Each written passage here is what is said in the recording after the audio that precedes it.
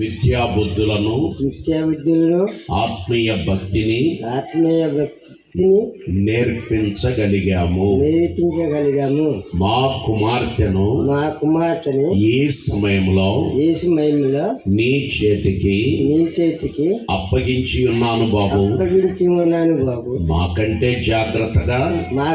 జాగ్రత్తగా నీవు మా కుమార్తెను చూచుకుంటావని ఆశతో నీ చేతికి అప్పగిస్తున్నాం బాబు. మరి జాగ్రత్తగా మా అమ్మాయిని చూసుకో బాబు. నేల చూపు మొహం చూసి చెప్పండి గట్టిగా. చూసే చెప్తున్నా అటు చూడండి గట్టిగా. ఇప్పుడు చెప్పండి. జాగ్రత్తగా చూసుకోమని చెప్పండి. జాగ్రత్తగా చూసుకోండి. ఇప్పుడు అట్టివ్వండి. వాళ్ళు మీరు ఏం జవాబు చెబుతారో మీ అబ్బాయి తరఫున చెప్పండి, తర్వాత అబ్బాయితో చెప్పిస్తాను. అమ్మాయిని ఎలా చూద్దాం అనుకుంటున్నారు మీరు? ఎంతమంది పిల్లలు మీకు? ఇంత అది చెప్పండి ముందు. నేను ఒక్కడేనా? నాకు 2 కుమారులు అండి. 2 కొడుకులే, కూతుర్లు లేదు.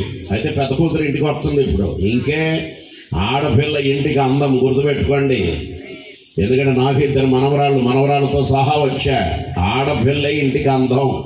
ఇప్పుడు మీ ఇంటికి అలంకరణ అక్కర్లా, అమ్మాయి అలంకరణ. మరి చాలా జాగ్రత్తగా చూసుకోవాలి. అమ్మా, భూమి మీద పడంది ఇద్దరికి. ఇండియా పాకిస్తాన్కు. అట్లాగే అత్త కోడలకోసారి మైకి పట్టుకోసారి అసలు కిటికంతా నీ చేతిలోనే ఉంటుందమ్మా. మంచో చెడు ఏదైనా చెప్పాలి కదా ఈ టైంలో. మాలాంటి వాడు చెప్పకపోతే అయ్యగారు, మనం చెప్పకపోతే ఇంకెవరు చెప్తారు? అక్కడే కదా అసలైంది. పంచాయతీలన్నీ మనకి ఇక్కడే. చెప్పు తల్లి ఎలా చూస్తారు, ఏం కథ? రేపు తల్లి స్థానం మీద ఇక అత్తయ్య అనేది ఊరికే అది స్థానాల వరకే అత్తమామ. కానీ మీరు తల్లి స్థానంలోకి వస్తున్నారు ఇప్పుడు. మీ ఇంట్లోకి 3వదిగా కూతురు వచ్చేస్తుంది ఇప్పుడు. అందుమూలంగా అమ్మాయిని మరి ఎలా చూద్దాం అనుకుంటున్నారు? ఏం కథ చెప్పండి ఒకసారి.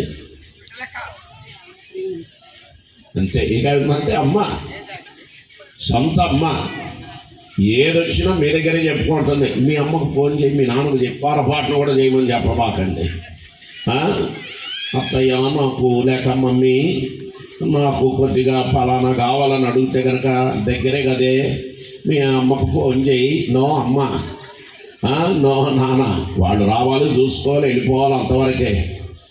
ఏదైనా చిన్న గుండు సోది మొదలుకొని ఎంత పెద్దదైనా మీరే కొనిపెట్టుకోవాలి మీ అమ్మాయికి. అర్థమైంది కదా? చాలా జాగ్రత్తగా చూడండి. అన్నీ వదులుకొని మీ ఇంటికి వస్తుంది అమ్మాయి.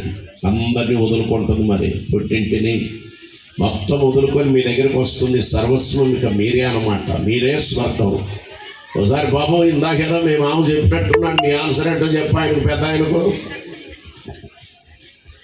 మంచిగా చూసుకుంటావు నాయనా. ఆ మాట చెప్పు. వెనకడికి ఒకడు అన్నాడు, మీరు ఇచ్చిన కట్నం మంచిగా చూసుకుంటాను అన్నాడు వాడు. అందుకే మాకు పెళ్ళిళ్ళల్లో పెద్ద తలకాయ నొప్పి అయిపోయింది. అందువల్ల అప్పుడు చెప్పేస్తావు బ్యూలాను మంచిగా చూసుకుంటాడంటే మీరందరూ ఒకసారి కరతాళ ధ్వనులతో అతన్ని అభినందించారు. ఇప్పుడు ఈ కుటుంబాలను దీవించున్నదాకా ఆమేన్. ఓకే, ఈ సమయంలో వాళ్ళు పరిశుద్ధుడైన దేవుని ఎదుట ప్రమాణాలు చేయబోతున్నారు.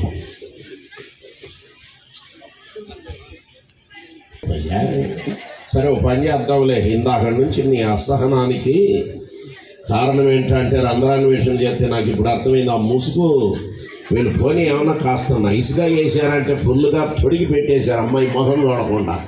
సరే, ఆ ముసుగు తీసి చెబుతూ కానీ నల్లగా ముసుగు లాగి అవతల మారేయకుండా వెనక్కి వేసే ఒకసారి.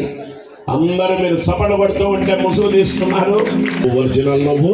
ఇప్పుడు చేయబట్టుకొని ప్రమాణాలు జాగ్రత్తగా అమ్మాయి మొహంలో చూసుకుంటా చేయాలి. ఓకేనా? ఓకే. వంశీ అను నేను వంశీ అను నేను, దమయంతి అను నిన్ను, దమయంతి అను నిన్ను, ఇది మొదలుకొని ఇది మన మొదలుకొని జీవితాంతం వరకు మన జీవితాంతం వరకు దేవుని పరిశుద్ధ నిర్ణయం చొప్పున కలిమియందును లేమియందును వ్యాధియందును భార్యనుగా చేసుకొనుచున్నాను. నీ పట్ల దేవుడు నాకు అప్పగించిన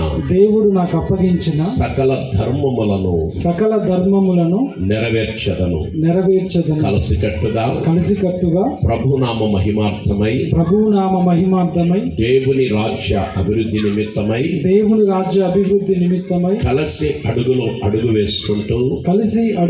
వేస్తూ ఒక ఉత్తమమైన మాదిరికరమైన జీవన విధానాన్ని జీవిస్తూ అడుగులు ముందుకు వేద్దాం.